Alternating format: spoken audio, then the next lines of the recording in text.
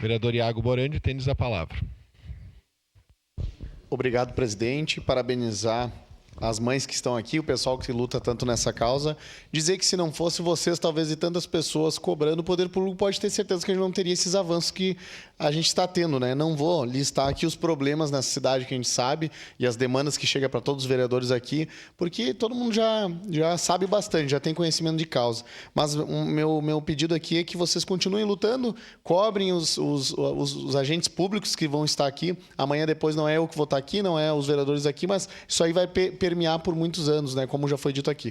Parabenizar em especial a Procuradoria da Mulher, né? E também a vereadora Andressa, em especial, que puxou essa pauta, e dizer que contem com nós aqui, né? Se tiver alguma coisa que a gente consiga fazer. Às vezes, quando envolve muita gente, eu tenho até receio de atrapalhar, né? Como já tem outros vereadores envolvidos, eu costumo não chegar ali para não acabar atrapalhando, né? Mas contem com nós se precisar de alguma coisa. Parabéns pela luta de vocês, hein?